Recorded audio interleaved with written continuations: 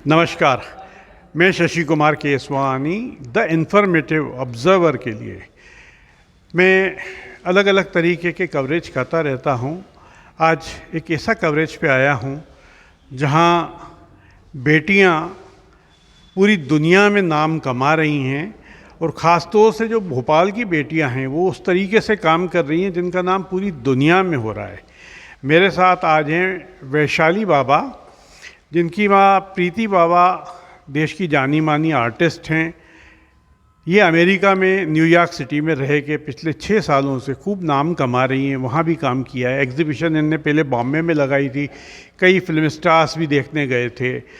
अब इनने ये भोपाल में एग्जीबिशन लगाई है।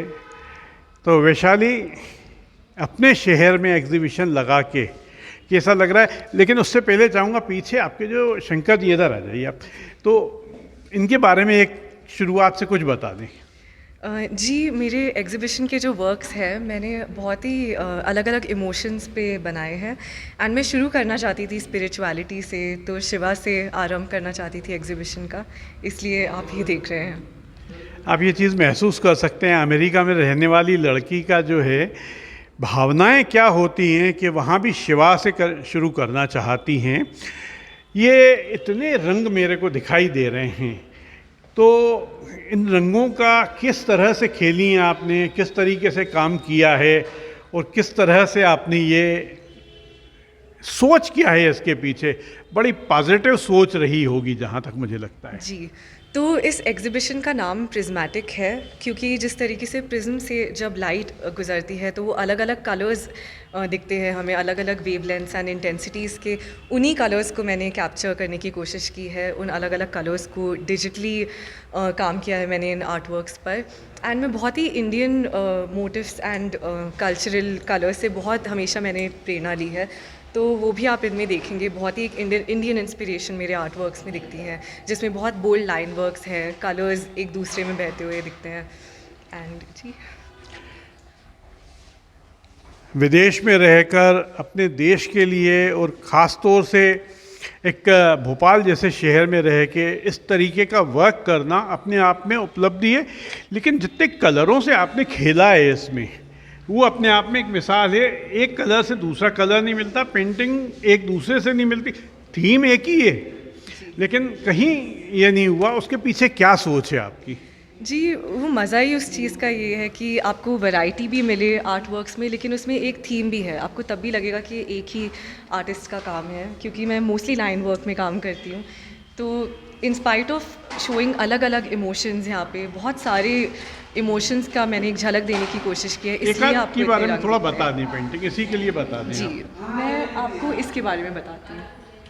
मैं आपको जी इसके बारे में जी बताती जी। हूँ। तो ये जैसे इसमें एक बहुत ही ट्रैंक्विल फीलिंग है, एक पीसफुल फीलिंग है। एक आपको ऑलमोस्ट लगता है कि आप एक दरवाजे से एक दूसरी दुनिया में जा रहे हैं।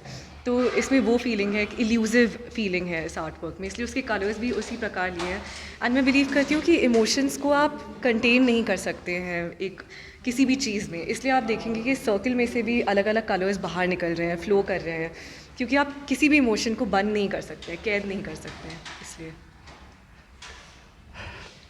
यहाँ पे लोग सोचते हैं कि अमेरिका के लोगों में इमोशन नहीं रहता।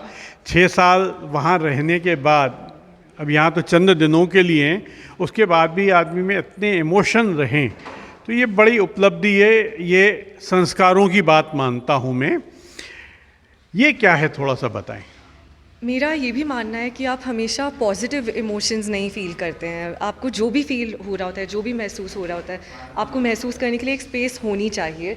एंड उसी प्रकार ये थोड़ा एक फ़ियरफुल इमोशन है। आप देखेंगे तो इसमें एक थंडर का लुक है, जिससे एक जिटली फीलिंग आती है। जी, तो एंड वो भी गलत नहीं है। एंड वही मैं यहाँ बोलने की कोशिश कर रही हूँ कि आप चाहे आप पॉजिटिव फील कर रहे हैं या नेगेटिव फील कर रहे हैं या डर महसूस कर रहे हैं, आपको वो फील करने के लिए एक स्पेस होनी चाहिए।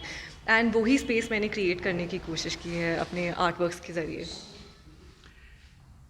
ये रंगों के साथ जिस तरह से खेली है वैशाली, तो अपने आप में एक कमाल है। इसको बनाने में आपको टाइम कितना लगा? मैंने इनको एक सिटिंग में नहीं बनाया है, बट कुल मुझे लगे होंगे कुछ 10 दिन एक आर्ट वर्क करने में, क्योंकि पहले मैंने इनको हैंड वर्क में किया था और फिर मैंने इनको डिजिटल मीडिया पे लाके खुद ब्रशेस बना के अपने आप फिर पूरा उनकी रेंडरिंग की है अलग अलग कलर्स की। एंड जो आप पैटर्न्स एंड टेक्सचर्स भी देखेंगे एक एक वर्क में, वो काफ़ी कॉमन है सारे वर्क्स में, क्योंकि उसी से उनमें कैरेक्टर आता है एंड उसी से वो एक आता है कि हाँ ये एक ही आर्टिस्ट का काम है, एक डिफ्रेंसिएशन बनता है उससे। तो वो पूरा काम करने में या उसमें कैरेक्टर डेवलपमेंट करने में बहुत वक्त लग जाता है। ये तो महसूस हो रहा है लाइनें देख के ही कि एक ही कलाकार की कलाकारी है ये। तो वो जो गाना था ना, वो ये कौन चित्रकार है, ये कौन चित्रकार है, तो समझ में आता है ये एक ही चित्रकार है। ये लाइनिंग के करने के बाद में जिस तरह से आपने इसको कंप्यूटराइज्ड काम किया है, ये एक नया कॉम्बिनेशन है, आमतौर पे नहीं किया जाता। ये कैसे किया आपने?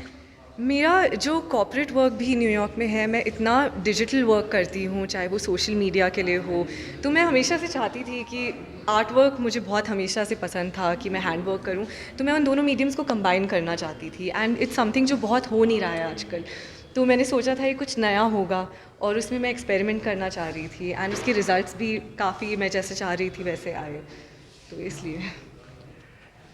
आज की दुनिया में दो तरीके का काम मिला के करना अपने आप में एक बड़ी उपलब्धि है। हाथ के काम को कंप्यूटर पे कलरिंग करना, ये एक उपलब्धि है।